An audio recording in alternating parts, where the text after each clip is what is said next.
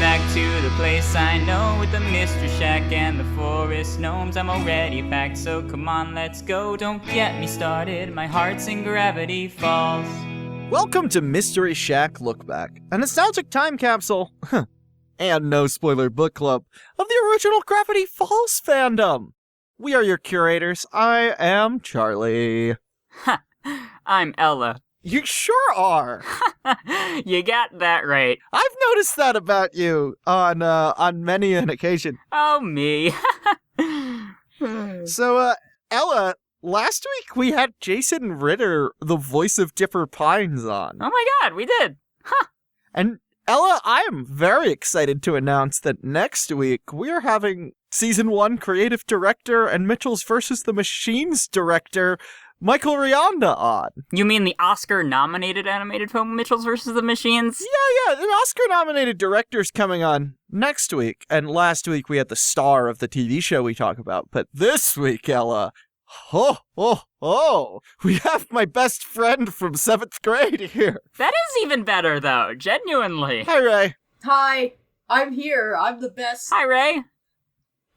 Ray is a digital illustrator and published Tezuka scholar. Yeah. Tell us where you can find your work. You can find my work at Mellencrab at twitter.com. Or is it Mellencrab? Yeah, it's just Mellencrab, right? Mm-hmm. Okay. Yes. I forgot my Twitter.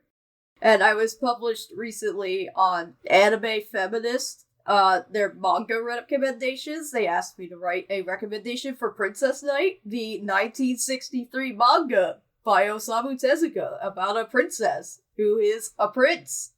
It's very gender. Very gender. And also, you and I have been best friends since 2005. Yeah, that's like forever. That's way back in time. Hey, speaking of which... Speaking of time... We heard you like time. Oh, time. Yeah. I think we've got the time for it. Yeah, I think we could squeeze in some time to talk about time, because today's episode that we're going to talk about is Blendin's Game, the 8th episode of Season 2 of Gravity Falls, the 28th episode overall. It premiered on November 10th, 2014 on Disney XD. It was directed by Matt Brawley, written by Jeff Rowe and Alex Hirsch. Are you excited, Ray? Yeah. Yeah, it sounds it. Ella, are you excited? Yeah! Okay, well, we can't all be as enthusiastic as Ray. Yeah.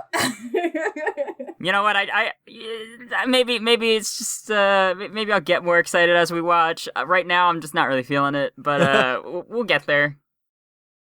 I guess I could start. Yeah, let's watch some Blendin's Game. We went right into that, huh? A rogue visitor from the distant future. He's either the bravest time convict I've ever seen or the dumbest. My time need! Oh, future, dang it! Returns to Gravity Falls. What did you say your name was again? Blindo, Blandin. Blar blar. There it is. It's Blendin! Silence! Time has come to battle. Is this a reality show? Are we in Japan? Get future pumped for a brand new Gravity Falls next Monday night at 8:30 on Disney XD. So we just watched Blendin's Game. You know... What? You know... I don't. Way back in days of old, there was a legend told about a hero known as Gallivant. Okay, so we just watched Gravity Falls, Blendin's Game, and Gallivant about last night. Season 2, Episode 6. Because when I first watched this episode with Ray, when it first aired on TV, if I am allowed to divulge this, you cried a lot. I did. And why? A little. Why? A little. Why is that though? What is it about the ending that strikes you? Well, I mean, I had a deadbeat dad, and usually in TV shows, when there's a deadbeat dad, it ends with him like coming back, and then everything's good again, and that doesn't happen in real life, really. Yeah. Mm-hmm. And you'd seen so much fiction that was supporting this idea that you should try to make time for this person. That made no effort to be with you. And Yep. This show said the exact opposite, like, you should spend time with the people that care about you. And Yeah. So in specifically, we are if you did not just watch the episode with us, we are talking about Seuss. This is our second Seuss-focused episode, right? Yeah, and it's continuing what we've been doing in season 2, but particularly the previous episode of like giving quote-unquote joke characters more depth and more emotional backstory. And lots of lore for Seuss, too, if I may just run through this. We've got his full name, Jesus Alzamirano Ramirez, and he is 22 years old when the show takes place. His last name, presumably referencing Alonso Ramirez Ramos. But also potentially Stephanie Ramirez, who did the art for Dipper's and Mabel's Guide. Yeah, I just think that because Alonso was behind Seuss so much. Yeah. I think it's probably because it's a name that is around them a lot with 2 staff members having it. Yeah. He also lives on Chambreau Drive, which is a reference to Jesus Chambreau, the real Seuss. Learn about him in our very first episode about Off the Wall and the Unheard Pilot. And this episode takes place on his birthday, which is July 13th. That's one day after my birthday. I know, this is such a perfect episode for you. And I've also stated that, ow, my time knee. Ow! Oh! My time knee! Oh, time, dang it! Is the most Ray joke in Gravity Falls. Yeah. You make a similar joke in the Astro Boy real-time fandom.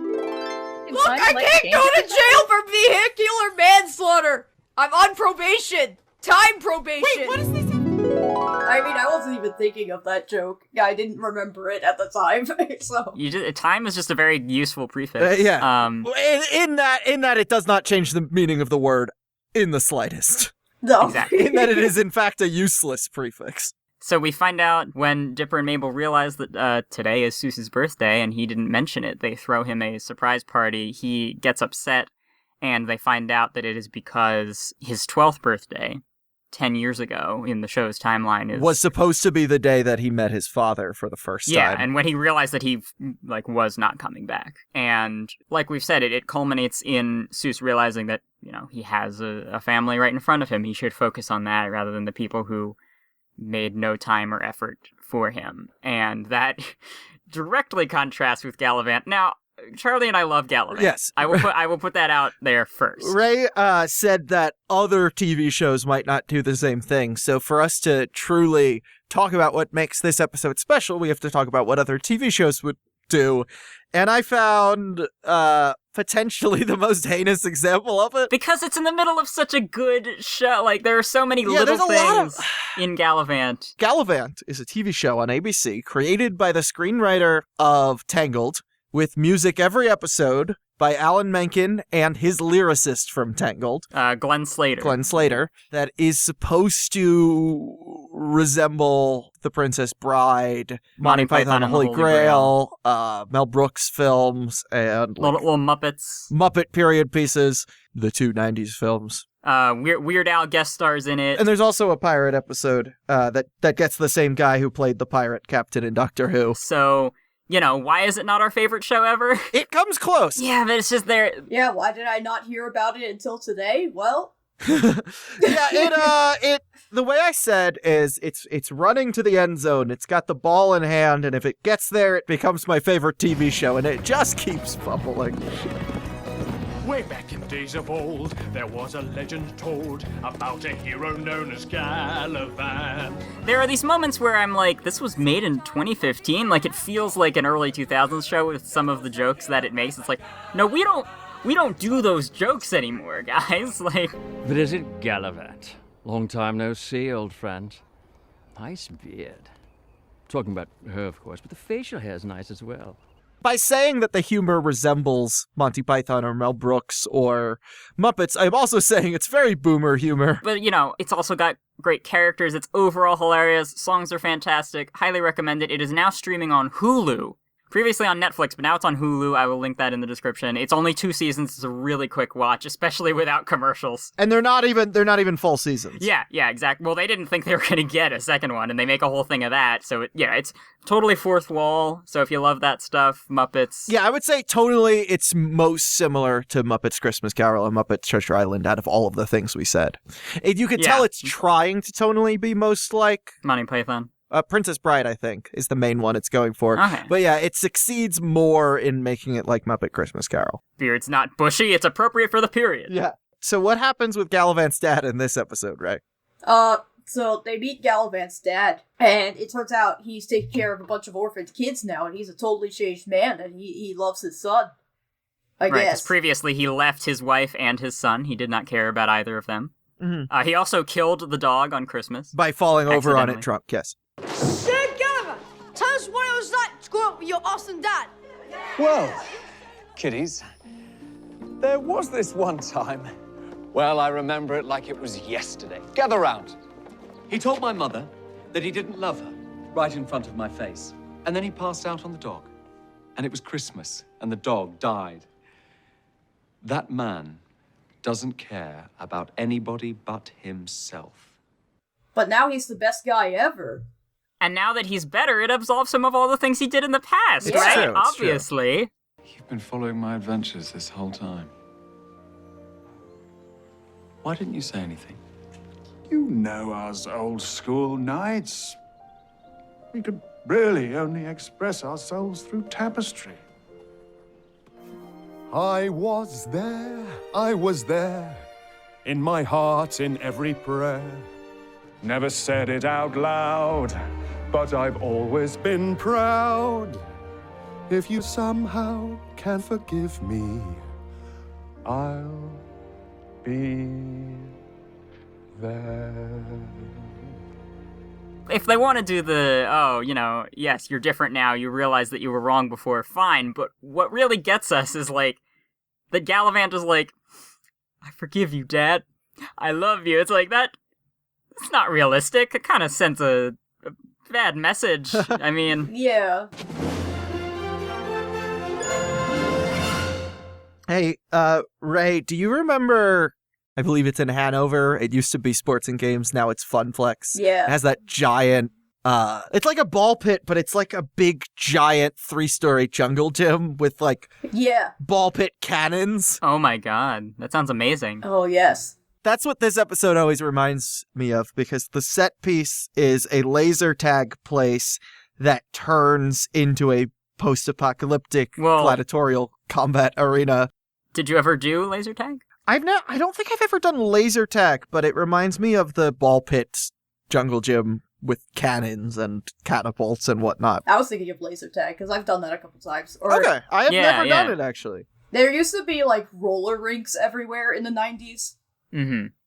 It reminds me of that, too, because of all the flashing lights and the music. Yeah, the black light, yeah. Oh, yeah. But my experience with laser tag is just, like, the most real thing about that this episode gets about it is just toward the end when they're playing it against Blendin Blandin, and I forget which twin it is, just stands in front of him and hits his target over and over. Like, just stands there.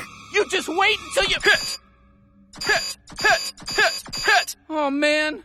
Yeah, Dipper just stands there and just Yeah, immediately 'cause shoots kids him over kids and do over that. again. That's usually why they make you space out before. Yeah, there's like a cooldown time, but people will still wait there and just be like, "Oh, got you again."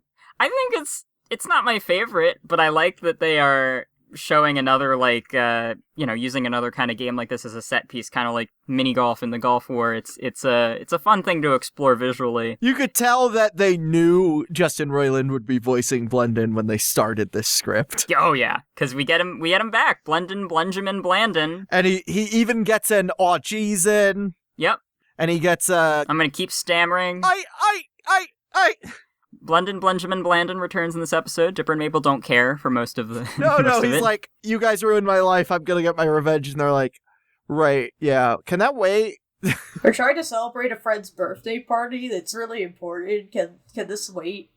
Yeah, we said that Charlie, you said they're at their most always sunny in this episode. Yeah, the twins. someone shows up and is like, you ruined my life, and they don't remember his name, and then just immediately ditch him.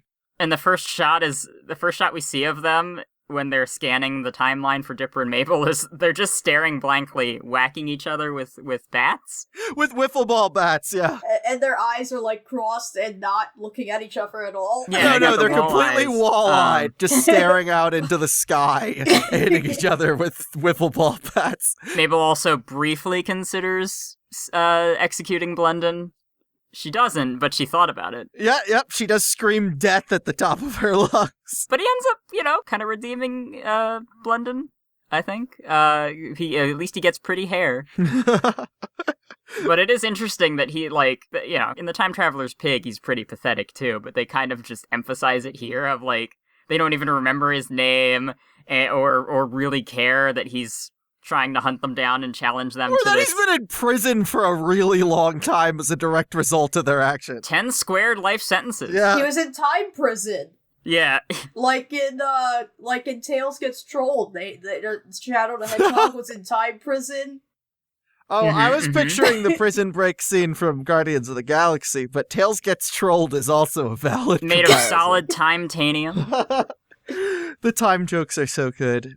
They're very good. So, neither of you knew what Globnar was referencing. No, well, I knew you had told me that it's a Homestar word. Yes, Telltale made up 5 Homestar Runner games that kind of add together into one season of games called Strong Bad's Cool Game for Attractive People. And you get to answer Strong Bad emails as one of the things you could do interacting with your environment when you're not solving the puzzles. And at one point in Chapter 3, Baddest of the Bands, he answers an email with a long rant about what the future will be like, and says that currency will be known as Globnars. That should be enough to get you started. But I'm gonna need my royalties in the year $2086. Or Globnars, as they will then be called. So yes, it is a Homestar Runner word, even the extent that the first usage of it is in regards to the future. Yeah. And then and here it's a gladiatorial combat ritual that they use. Yeah, a post-apocalyptic future gladiatorial combat that is at first mistaken for still being laser tag. Which is I love that. I love that they link that up to the laser tag. But it's all of that is referencing the aesthetic and the song used in the commercial for the board game Crossfire. Even a guy spinning out of existence when he loses. Yep. It's like, what if Crossfire was real and they played it in Blade Runner? I wish. I mean, James Rolfe called Crossfire a 30-second movie that would play on TV in the 90s. It's pretty intense. I was convinced that the game was great, and then I saw it in action. And, for the longest time, thought that the one screaming Globnar like Crossfire screamed in the original song had to have been Matt Chapman, because it sounds like because of Limousine. Larry Palarancini from Limousine voice I've talked about before. No, that's Alex. But it's definitely a reference to this, the way they say in this commercial. We gotta... I'm just confused why if they made a Crossfire reference and Larry Palarancini was in the room with them. Maybe he just was, like, maybe Alex was so fired up about the reference because it's him, we're his generation. He was You're right. Matt's an 80s kid. But yeah, we should just play a snippet of that commercial and comparing it to the Globnar yell. It's sometime in the future. The ultimate challenge. Crossfire! Crossfire! Crossfire! Crossfire!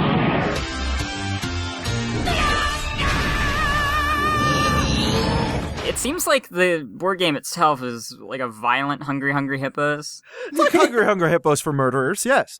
Yeah. Yeah, and you can only 2 people can play though, so it's not. That's true, but it is similar in that, like... Hungry Hippo for 2 murderers.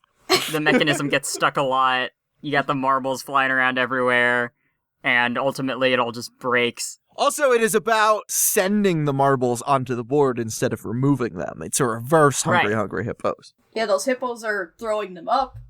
Very nauseous hippos. It's violently ill hippos. Yeah. That was the working title. Then they're like, this sucks. Let's come up with something new. Exactly. So, that burnt tree by Seuss's house, wasn't that odd? Yeah, that was from Dipper's and Mabel's Guide to Mystery and Nonstop Fun on the Bill page. Yeah. Or was it? In Bill's code throughout the book, one of the codes was that burnt tree by Seuss's house is odd, and we had seen it in Seuss and the Real Girl, not that anybody thought to notice it at the time, but then people did, and we get an explanation here. We also get the return of Lolf and Dundgren, our favorite time cops. Who now, instead of just being labeled Lolf and Dundgren in the storyboards, are overtly called that by other voice actors. Yeah, and they have personalities now. Lolf loves his Gam Gam. Dundgren wants to retire so he can spend more time with his kids. I love that Blendin calls him an idiot for wanting that. With the kids! He's so singularly focused on Dipper and Mabel, and they don't care. But yeah, so Lolf and Dungren are hunting Dipper and Mabel in Seuss's backyard at his 12th birthday party, and one of them fires at a tree, and it explodes. So there you go, the question you didn't even think about. And that also means we get to see what Gravity Falls was like in the early 2000s. Yep, we get to travel from 2012 to 2002. My favorite part of that is just Robbie running around going, "Hi, young Robbie!"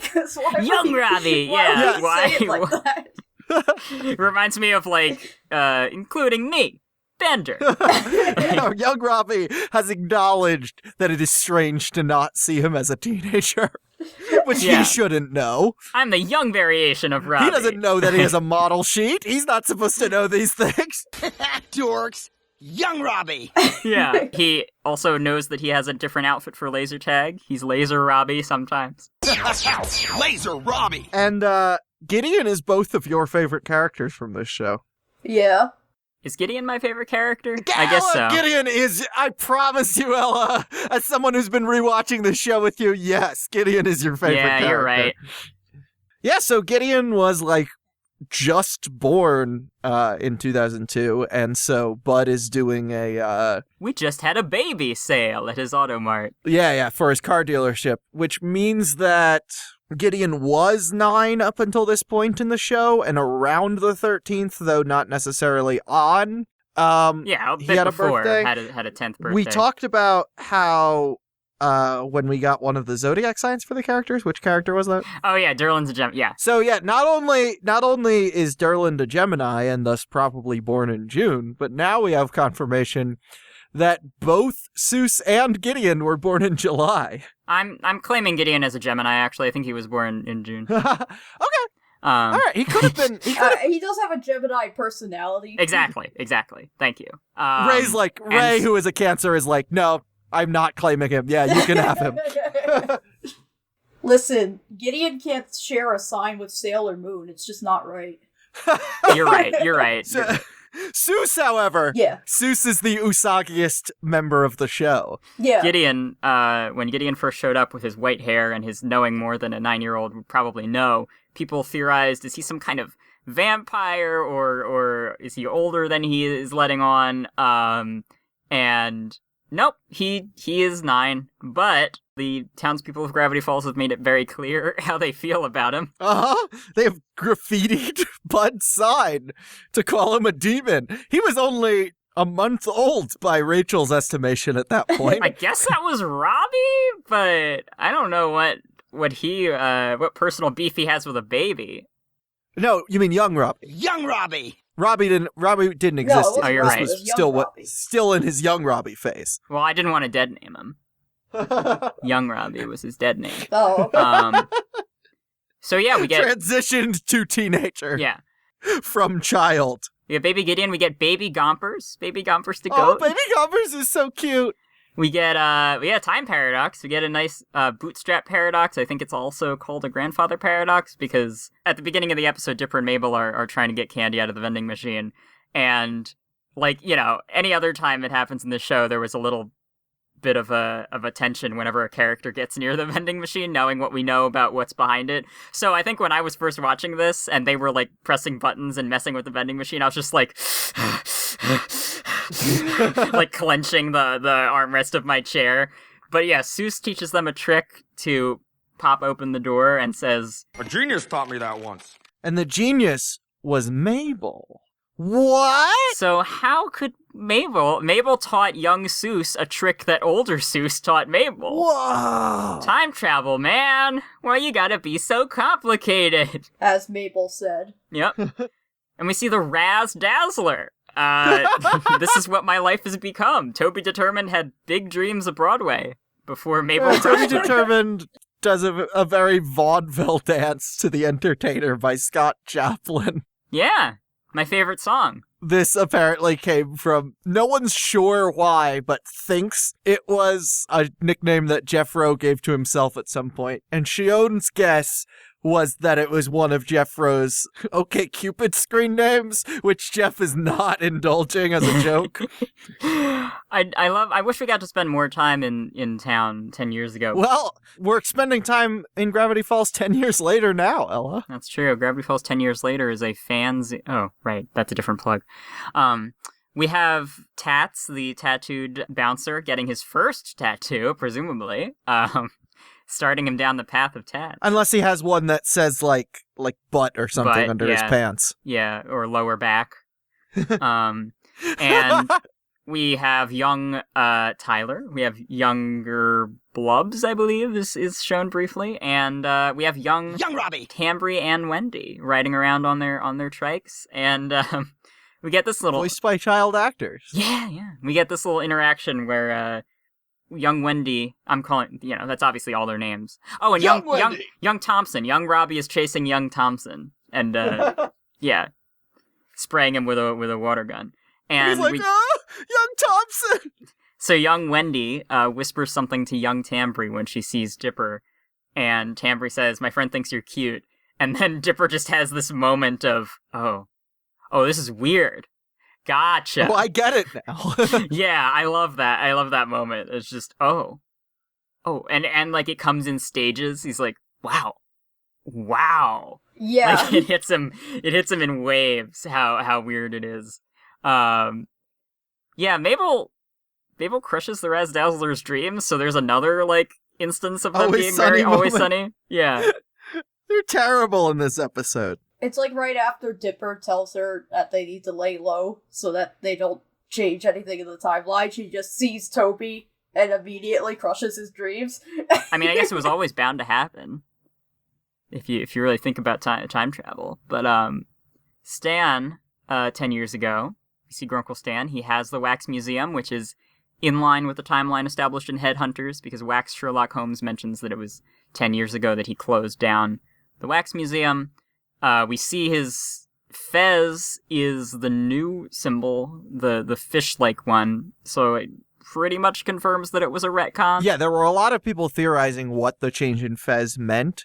It was a pretty popular idea to believe that when he says the fellas at the lodge don't like or trust me, that was referring to the secret society from the Murmble's Revenge cryptograms. So the belief that his fez changed by many was seen as him getting kicked out of whatever secret society was in Gravity Falls. My headcanon up till this point was that at the end of Boss Mabel, which is the last episode that the fez appears in, it like Gompers is chewing on it. So I thought maybe it was just eaten and he had to get a new one, but no, it's just a retcon because the old symbol resembled an Islamic symbol too much, I think, and they want it to resemble a real life religious symbol. That's correct. And Alex has some fantastic, what I can only assume is improv when he's like, he's in the background of the shot. Doing Walla. Yeah. Because Stan is giving a tour, but that is not the focus of the scene, so you need to be able to hear him in the background, but what he's saying is not important. Schlep right up, ladies and gentlemen, to see my latest attraction. All right, the coast is clear. Now's our chance. Several other people made a wax at the whole wax exhibit. Very, very Justin Roiland of him. It's a bunch of people all made of wax. Oh. Matt Chapman is back as Abuelita, which we've discussed is problematic, but... Which we discussed we love and hate. Yeah. Yeah, Matt Chapman should not be voicing Abuelita, and he does a great job, is my thought. He does get to act as Abuelita in this one. She is emote, a genuine... Yeah. She gets to have a serious emotional moment. He actually gets to speak a full sentence in Spanish. He's not awful at it. Good pronunciation. He gets to, threaten to tear apart Seuss's father, limb from limb. She comforts Seuss, and it's just really nice, and... And Seuss has dinosaur-shaped cookies.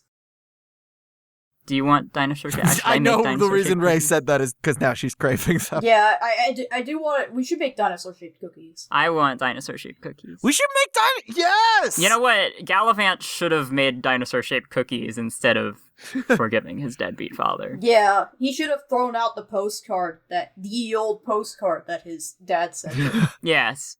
I am busy in Old Orleans. Old with an E. In that moment, I realized Ray could have written Gallivant. Should have, even. This is what, when Ray has a Princess Knight or Xena reboot, it'll be written like. Yeah. Yeah, and it's just... a really good ending. I just love it so much. And I never noticed until I looked it up on the wiki, but in the background of the last scene, there's an arcade cabinet, and on the screen gives the options save and quit, rage quit, or or just a bunch of Fs. Which, you know, back then was probably referencing about to say a swear, but today can just be like paying respects a lot. Press F. Yeah, there you go. So we all love the ending where where Seuss realizes that the people who truly matter to him are in his life, and he should focus on that and put his time and attention and care into that, and that someone who never made time for him isn't even worth thinking about. Yeah. But originally, it ended not so differently, but the way they got to that conclusion was a little different. Michael Rianda had tweeted that alternate ending. Ray, I have linked it in Discord if you would like to read it with us. All right. So this was an alternate ending pitched by Jeff Rowe and then written by Michael Rianda. Let's say Ella just be Mabel, Ray just be Seuss, and I'll be stage directions and everyone else. Yeah. Remember, time heals all wounds. Interior, laser tag, day. People are running past Seuss shooting laser guns. Seuss is watching. The kids are laughing. He musters a small fake smile and then looks at the exit sign. He begins walking towards the exit sign. All of a sudden, time slows down. The kids are flipping their coin, it freezes midair, etc. Huh, that's unconventional. Pow! A flash of green light! The kids appear behind Seuss. We're sorry we left you hanging, dude. We got sucked into this time battle, Globnar, which I know sounds insane, whatever. But we won! And in the process, we found out why you've been sad all this time. And I think we found a way to fix it. The kids present a glowing orb. Well, I have always wanted a glowing holographic power orb, but I don't think this is gonna help much. No, Seuss, look into it. Seuss looks into the orb and sees a guy who looks like an older version of Seuss. He's still wearing the hat, but he's a little gray around the temples. He has a mustache. What? It looks like me and my dad, but I don't remember any of this stuff. But doesn't that guy look like a good dad? Yeah, I wish my dad was more like that. Home movie footage. The older Seuss type and a kid, Mabel and Dipper's age, are doing a funny dance together. The baby is laughing. Future Seuss starts laughing. Well, that's because that's you, in the future, with your son. Seriously? Yeah, you're such an awesome dude that when you said you didn't want to be like your dad, you meant it. Oh, this is like a note that's like... Okay. You set up in the Seuss sad scene at the end that Baby Seuss says, I never want to be like him, or something similar. This gives him some of the agency you were looking for. Home movie montage. Seuss paints flames on the side of his son's crib. Seuss puts LED display shades on his baby that say, baller, baby. Seuss and his son playing laser tag together. They both have shirts that say Ramirez Family Laser Warriors. Oh. Seuss playing heavy metal for his son, and they're both headbanging and wearing question mark shirts. Seuss' son skins his knee and is crying. Seuss starts dancing. How can you cry when your dad is doing the robot? Baby Seuss, despite himself, starts laughing. Seuss play tackles his son. He's back. Ernesto's back. Shows Seuss's son's birthday, and it's like this over-the-top extravagant thing with a disco ball and a laser light show. And we checked. You never missed a single one of Ernesto's birthdays. Shows Seuss celebrating after his son blows out the candles, and his son gives him a big smile. Look at you. You're so awesome around us. No wonder you're an awesome dad. Thanks, guys. You know your plan to give me the best birthday ever? You just nailed it. This is like the nicest thing anyone's ever done for me. Hey, you did it for yourself. Seuss wipes a tear away. The one time in the show's history I think a tear might be warranted. Laser tag closes in 1 hour. 1 hour. There's still time. You want to play some laser tag? Totally. Awesome! Yeah! Woo! They look back. Seuss, you coming? Seuss has his back turned to the kids. Seuss looks at the postcard, he nods to himself, and tosses it in the trash, and runs off to join them. Let's do this, baby! Time, baby. Seuss runs, laser gun out, right at the camera. Aww. Okay, but was there a theory that Gideon was a time baby? Was a time maybe. baby? Yeah. He does have very chubby, squishy cheeks. Wait, so they're like Time Lords? They're like, Like a baby time baby? Oh, that's what a younger Time Baby looks like. The Time Baby's chubby cheeks are very good. The Time Baby's baby jokes, like there's a drawing of him chewing on his toes that's very, very baby-like, and the bit where he's refusing to drink cosmic sand. Come on, good for you. No. No. Yeah. He's just a regular baby in addition to being a time god. Not you, but then who? He says as he's squishing his baby cheeks. Who, me? Couldn't be. I never said I took the cookie from the cookie jar. That has not happened in this timeline. But yeah, I get why they went with what they ended up going with, because it is really sweet what they wrote in the alternate, but I think it is even more meaningful to just have it be like what's right in front of him. Yeah, it feels more natural and realistic that way. And also, rather than like, oh, you become the opposite of your dad, rather than just like, just forget about him. Like, he doesn't matter. Like, he is irrelevant. You don't have to think about him. Yeah. Which is, so, was it in the commentary you said they did the postcard change? Yeah. The postcard originally in the storyboards said Las Vegas. And Alex, at the 11th hour, realized that Stan had just gone to Vegas in Seuss and the Real Girl.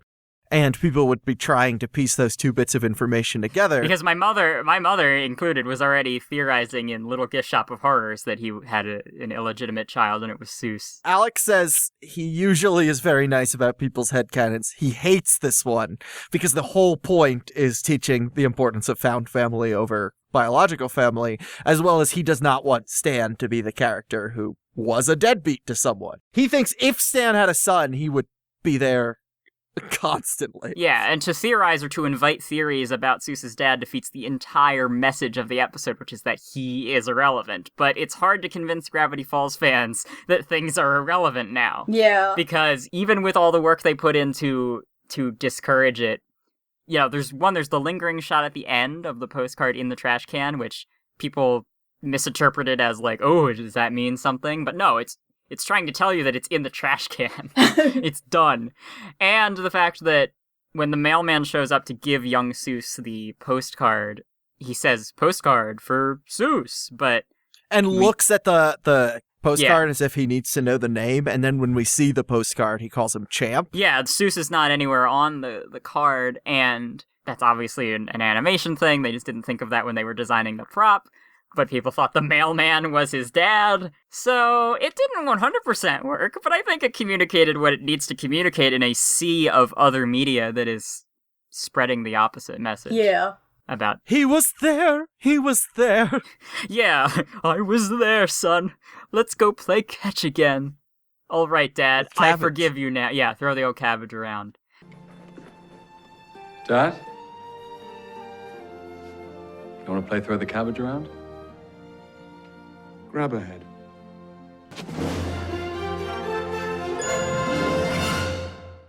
This is why I almost prefer media where the dad's just bad and stays bad. Exactly. Where he's just a supervillain and it's never weird. Yeah, exactly. Yeah, where, you know, like the movie Metropolis 2001. The dad's literally like anime Hitler. It's like, okay, yeah, that's good. That's relatable content. Yeah. You were watching Star Wars and you were like, all right, I like where this is going. Oh, come on. Yeah. Oh, no dads. Okay, nice. Okay. And then you make it to Empire Strikes Back. Oh, no, Empire Strikes Back. You're still on board because like, oh, okay, the dad's evil. Okay, and then Return of the Jedi is like, I can redeem you, father. No, come on. No! Come on. I do the dramatic no that time. All I ask is that you take my mask off one more time so I can look at your face. No, don't do that! Yeah, Ray, like, you watched the part where Luke talks about feeling the good in him, and you're like, no, that's not true. That's impossible! It can't be! You reacted like Luke reacting to exactly his father, yeah. Yes. I'm really glad that you have that personal connection to this episode and that it means that much to you, because I think it's really well executed and really like a shining moment in the whole show, because not a lot of people talk about this episode when they're talking about like the best episodes, but I think it's one of the best. Just because it doesn't connect to the overall plot that much, but it does, absolutely, because... It absolutely is important. We will find out why. Bill and Time Baby, as implied by the book, don't have the best relationship. Oh. So why don't we take a time trip over to the Time Hall of Time Conspiracies? Ooh. Ladies and gentlemen, right this way to the Hall of Conspiracy.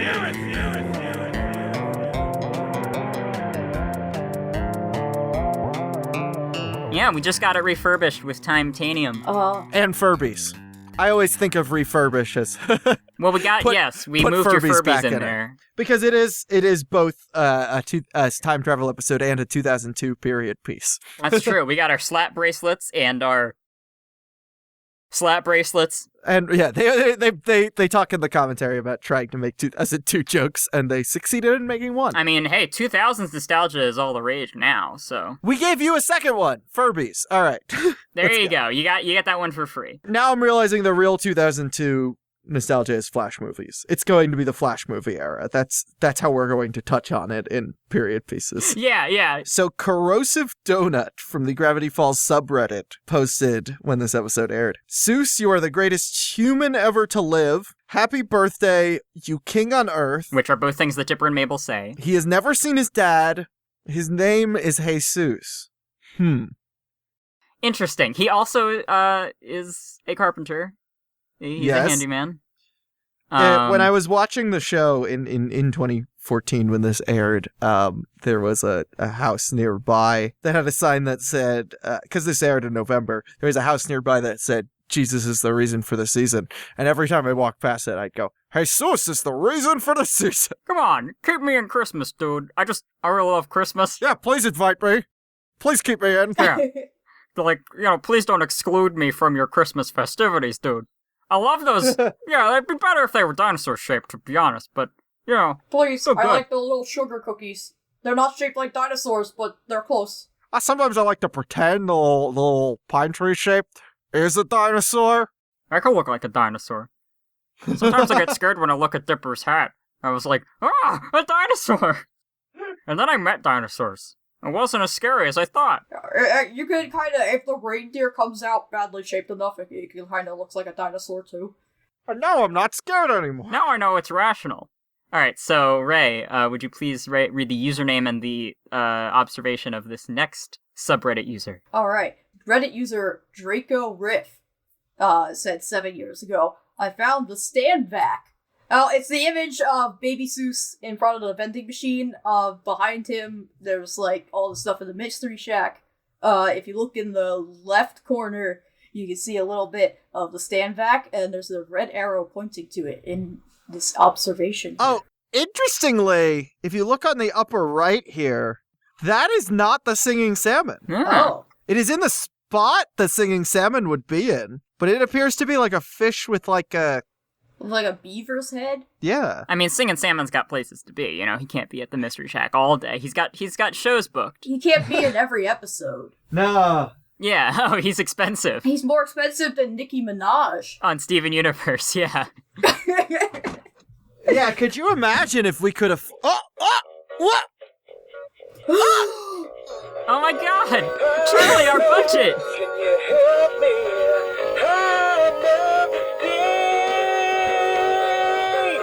Take me to the river!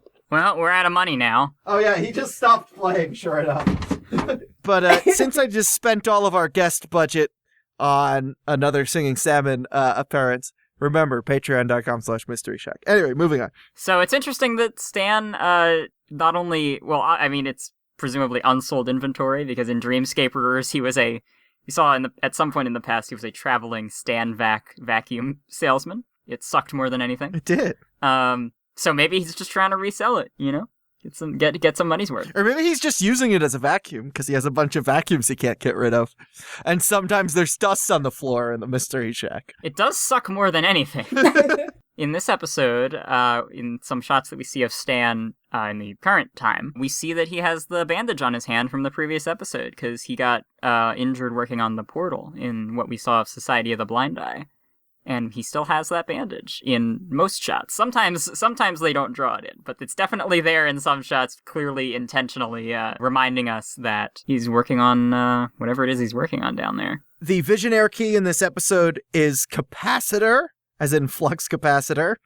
It is found on the ticker behind a statue of Time Baby in the cold open. I think that was one I did catch. It is not as hidden as other ones. And if you translate the cryptogram in the credits using the code capacitor, you get... Don't do the... Wait, no, Ray's got to read this one. Don't do the time crime if you can't do the time. I'm on time probation. The end card combination cipher reads, join the Time Paradox Avoidance Enforcement Squadron. Great hours, solid benefits. Sign up yesterday. There are so many hours. If you think about it, that was basically Rock's job in that Astro Boy episode. He had the exact same job. Blendin was probably one of his co-workers. All right, well, this is now a number of references to the Astro Boy real-time fandom, so I guess linked in the description. I voiced Astro Boy, Ray voiced Princess Knight and Rock Holmes. Brian voiced Blackjack as Jack Black. So before we sign off today, I just got to give a little word from our sponsor, DigiCod, the smart cod piece. I had all these cod pieces, and they never quite did what I needed them to do. Like, if someone kicked me, it wouldn't say anything. But if you go to digicod.com and use the promo code MYSTERY at checkout, you can get 30% off your first DigiCod cod piece. And let me tell you, these are amazing. DigiCod, the smart codpiece. Are we just stealing a joke from our sister podcast, Into the False, now? I was doing a YouTuber thing. All right. Hey, I also want to point out that when you're looking it up, if there is a space between cod and piece, that is actually a pocket watch for fishes. So make sure one word. Ah, yes, that's right. You want DigiCod, the smart cod piece. Cod piece is one word. Again, mystery at checkout. But Big Mouth Billy Bass here loves his DigiCod cod space piece. I know, they haven't reached out to us for a sponsorship No, yet, just so. him. Really the only one who's getting... Of course, well, yeah, of course. He has all the sponsorships, that guy. I'm really starting to get on my nerves. Maybe we shouldn't add him on the podcast, and to some extent he upstaged us just a little. He's got kind of an ego, I mean, to be honest. I know I'm saying this on the air. Yeah, I think it was kind of rude to have him come on when I was the guest. I think I know. I tried to tell him that, but he's a diva. What can we say? I mean... Ray, where can people find you, and what can they find if they go there? That sounded so mysterious. If you go to melloncrab on twitter.com, you can find my art, and there's drawings there. Oh, that's what art is. Okay. Yeah, I mean, there's other types of art. You voiced Wendy and Kid Stan in the Lost Legends graphic novel comic dub. Well, I think we've all learned a lesson today. Reading is bad. We should burn all books and overthrow the government. Yeah? Yeah, I was in Charlie's Lost Legends dub as Wendy and Young Stan. Young Stan! Young Stan! Say hello to my associate, Shanklin the Stab Possum. Part pet, part assassin, the perfect weapon. And, where can I check out your article? And you can check out my article on animefeminist.com. Their feminist-friendly manga recommendations. That is linked in the description. That is linked. I did not write everything. I wrote the Princess Knight recommendation. Yes. Yeah, yes. Anime Feminist's general feminist-friendly manga recommendations is really hard to say. Yeah, they have a podcast too. I have not been on their podcast, but they watch anime and talk about it. You're an experienced podcast guest now, so hey, feminist. Again, we decided, Ella, it's gonna be easier if we just do either M's or N's. The mixing them. I think we should do M's. Okay. Yeah. Anime Feminist. You can short it. You can also just call it Annie Fem. Oh, that's good. Oh. Annie Fem will do. Yeah. So, come on. Annie Femme, here's an experienced podcast guest for you. Hey. Who you've even hired to work before. If you guys want to watch Princess Night, I can talk about it. There's 52 episodes. Ray's like, and that's not all I could do. I can also watch Xena. I can also watch Xena. I could also watch, I don't know, other Tezuka stuff. I haven't seen Utena yet. If you guys want to talk about Utena with somebody who hasn't watched it yet. Yeah, Ray is like, listen, I could talk about, it doesn't have to be Princess Night. I could talk about any warrior princess. I can talk about any warrior princess. I can talk about anything Tezuka's written except for his Gekika manga. I'm not a fan of that. I guess I could talk about them. I'd be very angry though. Yeah. You'd be kind of just like... I'd just be like, oh, this is so bad. Why did you make this so bad? You're such a good writer, Tezuka. Why did you do this? Why did you betray me? We were all rooting for you. That's how we felt about Gallivant. That's how we felt about Gallivant every episode. And it's like, maybe we should stop having the expectation that these people are good writers. But we keep making that expectation because I think they are. Yeah. Watch Gallivant is what I've come here to say. I've also come here to say. Yeah. What I saw was really funny. It just the deadbeat dad plot sucked. Everything else was really funny, though. Oh, yeah. And if you want to find more episodes of this podcast, you could go to our host network, pipedreampodcasts.com, where you can find other shows like Escape from Walt Disney, How Did This Not Get Made, and Come On Fuquapods. Oh my gosh. And by the way, Come On Fuquapods just got back off of hiatus. Hiatus. They did an episode on the original kids book. I was not in it. But there are so many clips of me. Maybe more clips of me than there were when I was on the podcast.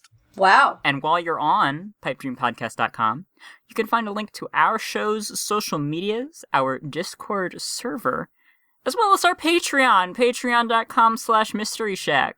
A $3 pledge will get you a shout out at the end of episodes. $5 gets you into special viewing parties for the episodes that we cover tonight. If you're listening on the Wednesday that this is released, we'll be watching Blendin's Game. $40 will get you either a voice commission from Charley or an art commission from Ella, or you could mix it up and make us draw and voice act for you in the other combination. I can only draw a detective to the best of my knowledge. Yeah, but it's worth every penny. Wait, you can't draw the cheat anymore? Oh, you know what? I think I could still draw the cheat. There All right. Go. I could draw two things. I could draw as many things as Ray can. Yeah, I draw like 2 things a year. By choice. If you want to pay for $40 for me to draw something eventually. I was just talking about Sapphire and Rock. Yeah. Yeah. And you can email us at mysteryshacklookback@gmail.com. And if you have any theories about who Seuss's dad is, don't email us. We don't want to know that. We don't care. That's not the point. But if you checked out Gallivant as per our recommendation. Yeah, if you want to give your thoughts on Gallivant, tell us what you liked about it, and obviously, didn't like. Yeah, that's going to happen. Maybe we'll start a Gallivant podcast. Why not? Oh, that would be nice. That would be fun. I might want to start a Gallivant podcast. Yeah. Hey, backdoor pilot. Ding, ding, ding, ding, ding. I would like to thank Brian for making the instrumental to our theme song and for voicing Stan in the Hall of Conspiracies intro. The Hall of Conspiracies intro is Lentil Dentist. It is a remix of our first episode that is linked in the description. And, Adam, what a strange use of your time wish. You could have just sucked all our time spit in the normal way. Yeah, you didn't need to waste a time wish on that. Oh, but you also got an infinite pizza slice, so... That's a good time wish. It's a good time wish. And Ray, thank you for stopping by to talk about this episode. Oh, no. Yeah, it was fun. I'm really honored that you're here to talk about something that has such personal resonance to you. It makes it really special. Yeah, it was fun talking with you guys. Maybe someday I'll talk to you guys again, but probably not on this podcast. Maybe just in regular life, like we'll just be talking. Yeah, like in real life. Ray, start a Tezuka podcast. I should, but oh my god, why would I have the time? When would you have the time? You have all the time in the world! You have a time machine! If you want anything, I will be waiting time after time. Yeah, do we want to play Tony Goldmark singing Time After Time again? I feel like we have to now. Okay. Play us out, Tony Goldmark from the past time. Tony Goldmark from Escape from Walt Disney.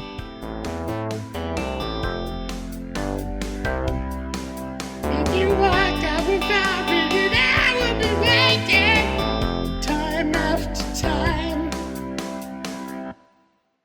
Hey, this is Dipper 4. I'm here with Dipper 3, and we are here to shout out our Patreon supporters. Yeah. Finally, we get to do something again. We stole a bike and just been out here trying to avoid the rain. Thank you, too. Daddy Driftwood? Oh, and it's me. Sorry, I thought... no, it's okay. Alternating, got it. And to Daddy Buttons. Fun Boringness? Hugh Salinas. Juno Series? Friendly Local Geek. David Gansel? Liz Clark. Ryan Faber? Stephen Patrick Mulholland. Gwen Prime? Junior Bruh. Or Jurbra.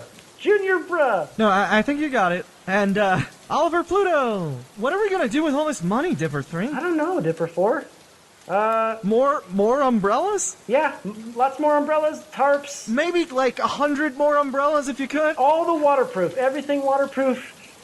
Rains a lot more than we expected. Can we laminate ourselves? Was that ever an option? I think that's a good option if we can find a place. Help two paper-based guys in the woods just being guys at patreon.com/mysteryshack.